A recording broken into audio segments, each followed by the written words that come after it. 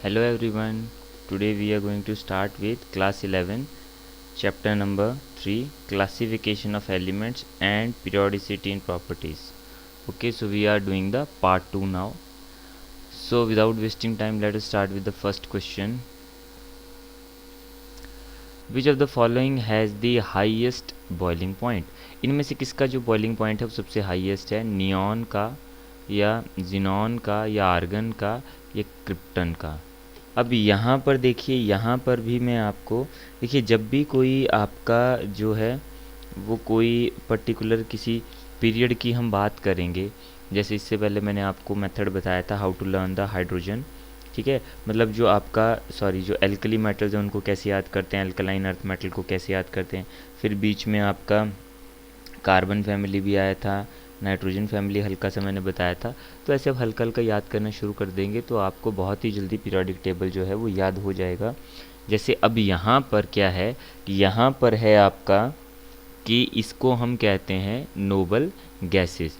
तो noble gases को कैसे याद करना है आपने, जैसे है नहीं, ठीक है का मतलब हीलियम, नहीं अगर कर, ठीक है। अगर कर मतलब, अगर का मतलब ए आर, कर का मतलब के आर, अगर कर zero run out, so zero run out, run और आउट के लिए इसके बाद मतलब जस्ट इतना आपका तो बन गया। तो देखिए फिर बाकी आप अगर इनके आपने कभी एटॉमिक नंबर्स याद करने हो ना, तो हीलियम का तो आपको याद रहता है, ज़्यादा ज़्यादा आपको नियॉन का भी याद होगा 10। तो बेसिकली इन दो में 8 का गैप होता है, ठीक है। फिर अगेन 8 का गैप आएगा, फिर 8 के बाद 18 का गैप आएगा, फिर 18 का गैप आएगा, फिर जो है 32 का गैप आता है। ये ऐसे चलते हैं, ठीक है। तो यानी देखिए ये 2 हो गया, 2 8 10, 10 और 8 18, तो आर्गन 18, ठीक है। उसके बाद जो आपका क्रिप्टॉन है 18 और 18 हो जाएंगे 36, तो क्रिप्टॉन का बन गया एटॉमिक नंबर 36। अब ये मैं क्यों बता रहा हूँ, क्योंकि देखिए आपको नोबल गैसेस जो हैं वो आपको याद तो करनी ही पड़ेंगी विद एटॉमिक नंबर। क्यों? क्योंकि देखिए जब भी आप इलेक्ट्रॉनिक कन्फिग्रेशन लिखने के लिए आएगी तो वो नोबल गैस के टर्म्स में ही हम लिखते हैं, ठीक है। तो ये तो आपको याद ही होनी चाहिए, ठीक है, चाहे बाकी ग्रुप अभी आपको याद हो या ना हो, ये वाली बहुत इंपॉर्टेंट है। फिर 36 में आपने 18 जोड़ा तो कितना बन गया, देखिए 8 and 6 ये बन गया 14, 3 1 4 1 5, ये बन गया 54, ठीक है। 54 में आपने 32 ऐड किया तो 4 और 2 6 and 5 3 8, 86, ठीक है।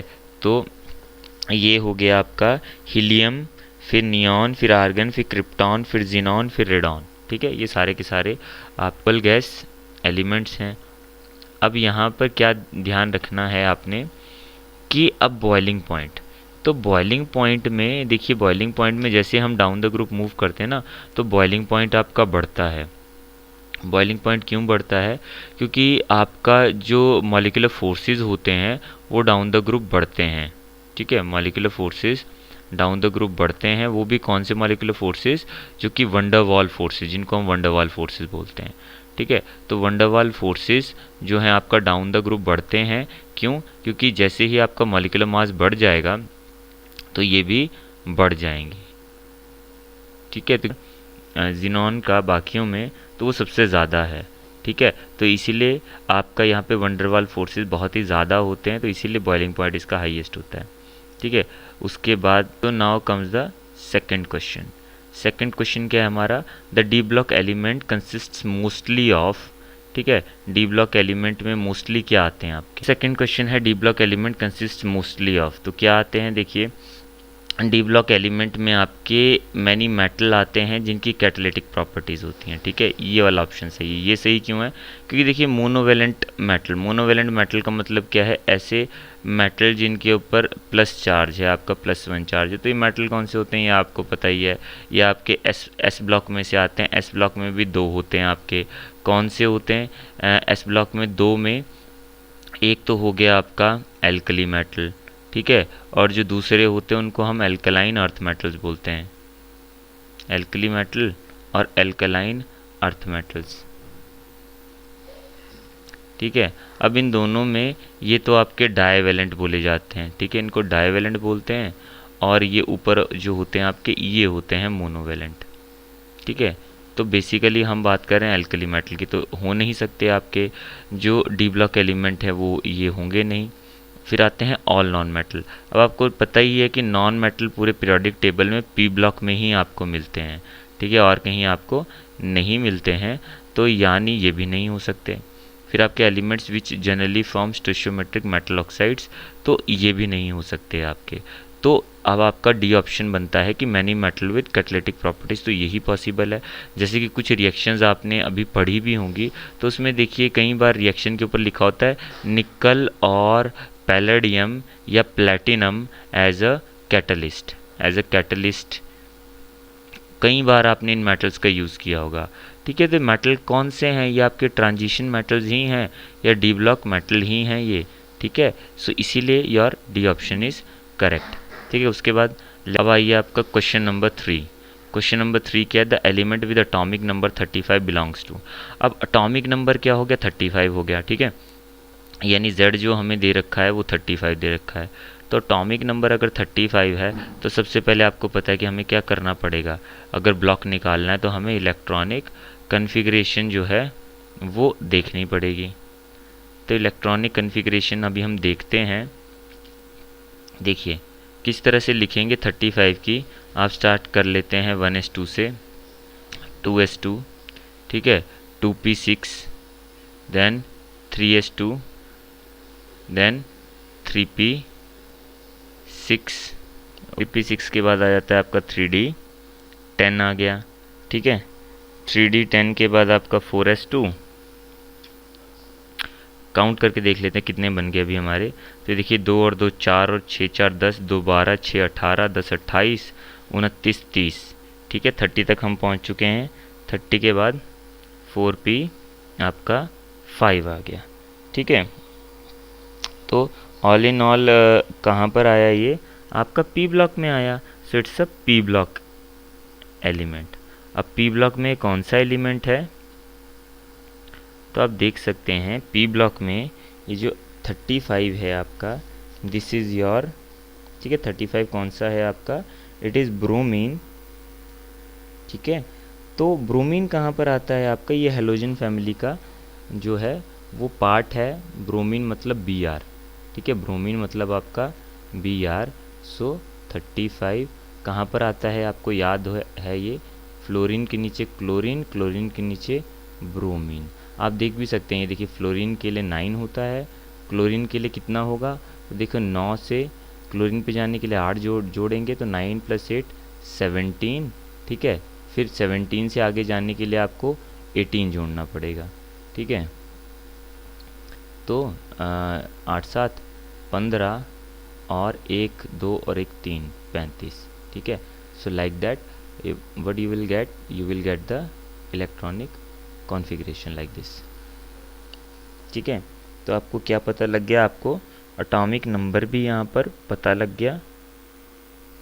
ठीक है, और आपको मैं एक और चीज़ बताना चाहूँगा।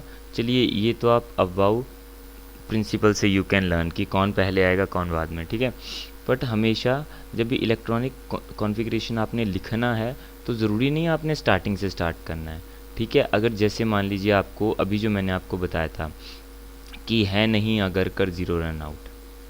ठीक है नहीं अगर कर ज़ीरो रन आउट। तो अगर आपको ये याद है कि ये 2 है, ठीक है, इसके लिए कितना है? यहाँ पर 8 के गैप के बाद है, फिर अगला भी 8 के गैप के बाद है, फिर अगला जो है वो 18 के गैप के बाद है।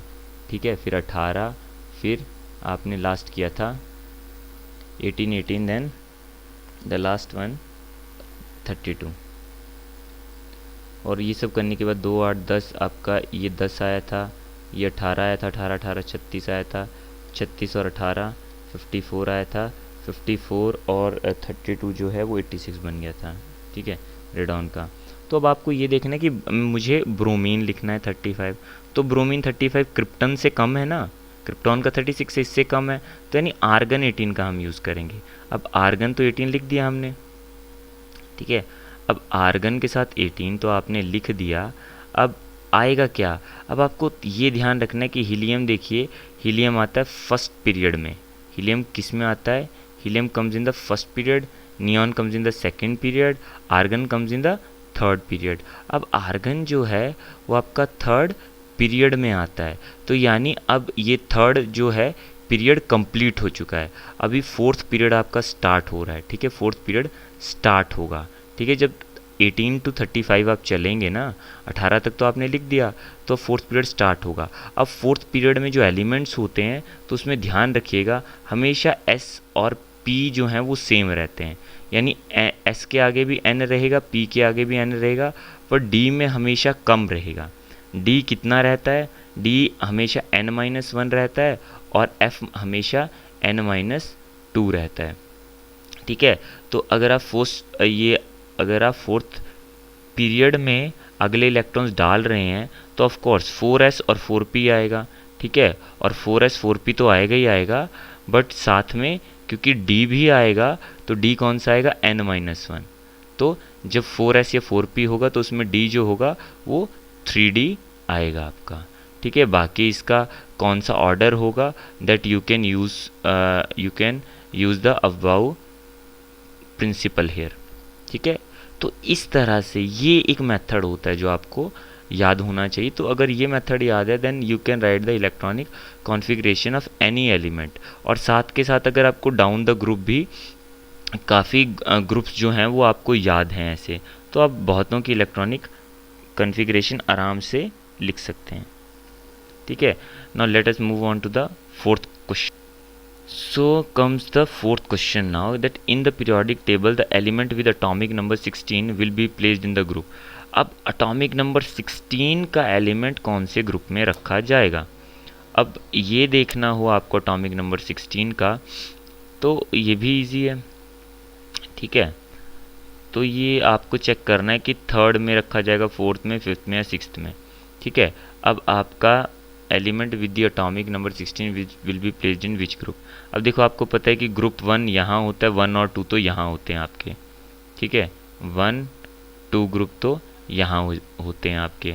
उसके बाद आपका थर्ड, फोर्थ, फिफ्थ वाले ग्रुप्स जो हैं वो शुरू हो जाएंगे आपके यहाँ से, राइट साइड से स्टार्ट हो जाएंगे आपके। ठीक है, तो आप इजीली जो है आप यहाँ से देख सकते हैं कि ये कौन से जो है ग्रुप में आएगा आपका। 1, 2, फिर बीच के डी ब्लॉक के आगे 10। ठीक है, वैसे तो नंबरिंग जब हम करते हैं तो 1, 2 के बाद ये 10 ऐड करके 12 होता है, इसका नंबर 13 होता है। बट अगर आप पीरियोडिक टेबल में देखें तो हम according to old group number के हिसाब से चेक कर रहे हैं। ठीक है, क्योंकि डी ब्लॉक एलिमेंट्स ये बाद में ऐड हुए थे तो हम ओल्ड के हिसाब से देख रहे हैं, क्योंकि हमें ये जो इन्होंने दिए हुए हैं ऑप्शन ये ओल्ड के हिसाब से दिए हुए हैं। अगर मॉडर्न के हिसाब से दिया हो तो यहाँ मॉडर्न के हिसाब से ये 1, 2 और 10 ऐड करके 12 के बाद 13 शुरू होगा, फिर आएगा 14, फिर आएगा 15, फिर आएगा 16। बट अगर ओल्ड सिस्टम है, अगर आप ओल्ड, आपको ऑप्शंस में ओल्ड टाइप में दिया हुआ है तो ओल्ड के अकॉर्डिंग तो हमारा जो है, इसको आप ग्रुप कौन सा बोलोगे, इसको बोलोगे 3, इसको बोलोगे 4, इसको बोलोगे 5, इसको बोलोगे 6। और वैसे भी एटॉमिक नंबर 20 तक तो आपको एलिमेंट्स याद ही होते हैं। 16 का आपको पता है, 16 जो एटॉमिक नंबर होता है वो किसका होता है, सल्फ़र का होता है, पता है आपको। ठीक है, याद है। बट अदरवाइज भी आपको ध्यान रखना है कि फिर यहाँ पर इसको एक तरह से 6th ग्रुप भी हम बोल देते हैं। 6th ग्रुप अगर मैं आपको अच्छे से बताऊँ तो 6A बोला जाता है इसको। ठीक है, अकॉर्डिंग टू द ओल्ड आपका ओल्ड ग्रुप नंबर्स के हिसाब से इसको 6A बोला जाता है। तो यहाँ पर 6 is the right answer. But अगर मॉडर्न के हिसाब से देखा जाए तो मॉडर्न के हिसाब से 16 आएगा। ठीक है, उसके बाद let us move on to the next question. ये देखिए, क्वेश्चन नंबर 4 के बाद आते हैं 5 पे। So representative elements are those which belong to. अब रिप्रेजेंटेटिव एलिमेंट्स कौन से एलिमेंट्स होते हैं। सो यहाँ पर S और P ब्लॉक एलिमेंट को हम कलेक्टिवली जो है वो रिप्रेजेंटेटिव एलिमेंट्स बोलते हैं। अब इनको हम ऐसा क्यों कहते हैं, क्योंकि ये केमिकली जो हैं ये केमिकली रिएक्टिव होते हैं, बहुत ही ज़्यादा केमिकली रिएक्टिव होते हैं और ये बहुत ही जल्दी रिएक्ट करके जो है आपका ठीक है, इसमें आपके मेटल्स भी हो सकते हैं, नॉन मेटल भी हो सकते हैं। जैसे एस ब्लॉक है तो एस ब्लॉक तो मेटल का ही बना होता है, और जो पी ब्लॉक है उसमें मेटल भी आ जाते हैं, नॉन मेटल्स भी आ जाते हैं। ठीक है, तो ये क्या करते हैं, ये they can easily attain the noble gas configuration. तो ज़्यादा रिएक्टिव होने के कारण ये ईजिली अटेन करते हैं आपका नोबल गैस कॉन्फ़िगरेशन को। ठीक है, अब ये नोबल गैस कॉन्फ़िगरेशन बनाने के लिए चाहे ये जो है इलेक्ट्रॉन्स को लूज़ करें, चाहे ये गेन करें, ये they can either lose electrons और they can gain electrons. That's why they are called the representative elements, तभी इनको रिप्रेजेंटेटिव एलिमेंट्स कहा जाता है। ठीक है, तो ये है आपका रीज़न बिहाइंड इट। उसके बाद चलते हैं आपका नेक्स्ट क्वेश्चन की तरफ। सो अब देखिए, which pair of element belong to the same group. अब आपको पता है कि जब भी ग्रुप में नीचे आते हैं तो क्या होगा, आपको पता ही है। जैसे आपका कितने का गैप होता है, जैसे मान लीजिए एटॉमिक नंबर 17 अगर 38 सेम ही ग्रुप का है तो इनका जो डिफरेंस बनना चाहिए वो क्या बनना चाहिए, आपको पता ही है। या तो 8 का गैप बनता है एलिमेंट्स में जो सेम ग्रुप में होते हैं। जैसे मैं आपको एक एग्जांपल दे देता हूँ ना, जैसे मैं हर बार मैंने दिया ही था। जैसे अभी थोड़ी देर पहले आपको ये बताया था कि है नहीं अगर कर ज़ीरो रन आउट। अब मैं पूरा नहीं बताऊंगा, हल्का सा बताता हूँ। यहाँ पे 2 का गैप था, यहाँ पर 8 का गैप था। ठीक है, फिर यहाँ पर आगे 8 जो है आपका सॉरी यहाँ पर 8 का गैप था, यहाँ पर 8 का, यहाँ पर 18 का। ठीक है, तो कहने का मतलब यही है, अगर ये सेम ग्रुप को बिलोंग करते हैं तो या तो गैप 8 का होगा या 18 का होगा या ज़्यादा से ज़्यादा 32 का गैप हो जाएगा। होगा तो इन्हीं का होगा। तो हम सब्ट्रैक्ट करके देख लेते हैं। देखो 8 में से 7 किया, 1 आया। 1 कहीं पे आ रहा है, नहीं आ रहा, तो नहीं जी, ये ऑप्शन नहीं। 40 में से 20 गया, 20 आया, तो क्या ये ऑप्शन होगा, नहीं जी, ये भी नहीं होगा। उसके बाद करते हैं 17 में से 53 गया, तो 53 में से देखिए 17 आप माइनस करके देखिए कितना आएगा। 7 5 12, 7 6 13, और 5 में से 1 गया तो आपका सॉरी 4 में से 1 गया तो 3, सो 36 आ रहा है। तो इट इज़ पॉसिबल। क्यों? क्योंकि क्या होता है कि आपका ये इस फॉर्म में होता है ना, ऐसे 8 8 18, ठीक है, 18 और 32 देन 32 लाइक दैट ना, ऐसे होता है आगे। तो अगर 18 18 साथ में है तो मे बी एक एलिमेंट यहाँ जगह पर हो, फिर वहाँ पर 36 का गैप लिया उसने और वो आगे गया। सो 36 का गैप पॉसिबल है। फिर 33 में से 11 गया, 22 आया। इनको आप आपस में ऐड वगैरह करके देख लोगे तो 22 तो पॉसिबल नहीं है। ठीक है, सो 17 और 53 पॉसिबल है, क्योंकि इसका एक गैप बन सकता है कि अगर एक एलिमेंट यहाँ है और फिर 2 एलिमेंट्स को छोड़कर तीसरा एलिमेंट है, so it is possible. Okay, so ये आपका हो गया। It is your 6th question that we did. Now comes the 7th question, the most electronegative element of the periodic table. देखिए पूरे पीरियोडिक टेबल में सबसे ज़्यादा इलेक्ट्रोनेगेटिव एलिमेंट कौन सा होता है, ये तो हमें याद ही होता है कि फ्लोरीन सबसे ज़्यादा इलेक्ट्रॉन नेगेटिव होता है। ठीक है, इसका ध्यान रखिएगा, पॉलिंग स्केल पे इसको जो हम नंबर देते हैं वो 4 दिया होता है हमने। ठीक है, उसके बाद आता है आपका ऑक्सीजन का नंबर, ऑक्सीजन को 3.5 देते हैं। ठीक है, और उसके बाद बाकी जो है बाकी एलिमेंट्स का नंबर आता है। तो ये सबसे ज़्यादा इलेक्ट्रॉन नेगेटिव होते हैं आपके। ठीक है, उसके बाद चलते हैं आपका नेक्स्ट। अब देखिए ये अभी अभी आप पढ़ के आए, अभी ऊपर बता दिया आपको कि फ्लोरीन के बाद ऑक्सीजन का नंबर होता है 3.5 के साथ। तो यहाँ पे पूछा है कि पॉलिंग्स इलेक्ट्रोनेगेटिविटी स्केल में आपका F के बाद कौन सा आएगा। तो F के बाद हमें पता है ऑक्सीजन ही आएगा 3.5 के साथ। ठीक है, तो oxygen is the second most electronegative element. So now comes the 9th question. 9th है आपका, देखिए the element with the highest second ionization energy. अब आयनाइजेशन एनर्जी क्या होती है, it is the energy required to remove the outermost electron. ठीक है, remove outer most electron, जिसको आप वैलेंस इलेक्ट्रॉन भी बोलते हैं। ठीक है, तो बाहर वाले इलेक्ट्रॉन को निकालने के लिए आयनाइजेशन एनर्जी लगती है। तो अगर एक इलेक्ट्रॉन को निकाला जाए तो उसको फर्स्ट आयनाइजेशन एनर्जी बोलते हैं, और साथ में दूसरे इलेक्ट्रॉन को निकाला जाए तो उसको सेकेंड आयनाइजेशन एनर्जी बोलते हैं। तो आपको क्या करना है, क्लोरीन में से 2 इलेक्ट्रॉन को निकालना है, यानी Cl+2 बनाना है। क्या बनाना है आपको, Cl+2। S का भी S+2 बनाना है आपको, ठीक है। उसके बाद सोडियम का भी आपको Na+2 बनाना है, मतलब दो दो इलेक्ट्रॉन निकालने का मतलब यही है। मैग्नीशियम का मतलब Mg+2 बनाना है। अगर आप इनके एटॉमिक जो है नंबर्स को देखो तो क्लोरीन का कितना होता है, क्लोरीन का 17 होता है। तो 17 में से 2 चले भी जाएंगे तो ज़्यादा से ज़्यादा क्या बन जाएगा, ज़्यादा से ज़्यादा 15 बन जाएगा। बट कोई नोबल गैस कॉन्फ़िगरेशन नहीं बनेगी, कोई नोबल गैस कॉन्फ़िगरेशन अटेन नहीं हुई ना, तो इसीलिए इसमें दूसरे इलेक्ट्रॉन को निकालना मुश्किल नहीं होगा। जब एक इलेक्ट्रॉन को आपने निकाला, जैसे 2 8, अगर सिंपल वाली हम लिखते हैं 2 8 2 10 और 7 17, तो लास्ट वाले में 7 ही इलेक्ट्रॉन है, एक निकाल दिया उसके बाद दूसरा निकाल दिया, तो इतना ज़्यादा सेकेंड आयनाइजेशन एनर्जी हाई नहीं होगी। सल्फ़र में कितना होता है आपका, देखिए सल्फ़र का होता है 16, ठीक है। तो वो सल्फ़र का है 16, तो 16 में भी आपने कर दिया कि 2 8 और 6, ठीक है। तो अभी जो 6 हैं इसमें से एक इलेक्ट्रॉन पहले आपने निकाला, तो 5 हो गए, फिर एक और निकाल दिया, तो इतना यहाँ भी कोई नोबल गैस कॉन्फ़िगरेशन अटेन नहीं हुआ कि जिसकी वजह से मुश्किल हो। बट सोडियम में क्या होता है, सोडियम का एटॉमिक नंबर है आपका 11। अब 11 में क्या है, 281। अब जैसे ही एक इलेक्ट्रॉन को आपने निकाल दिया तो 28 का नोबल गैस कॉन्फ़िगरेशन बन गया, और नोबल गैस कॉन्फ़िगरेशन में फर्दर एक इलेक्ट्रॉन को निकालना जो है उसके लिए बहुत हाई अमाउंट ऑफ एनर्जी चाहिए। So that's why it's second ionization energy, इसकी जो सेकेंड आयनाइजेशन एनर्जी है वो बहुत ही हाई होगी। और वहीं मैग्नीशियम में तो 12 होता है, तो मैग्नीशियम की तो काफ़ी कम होगी।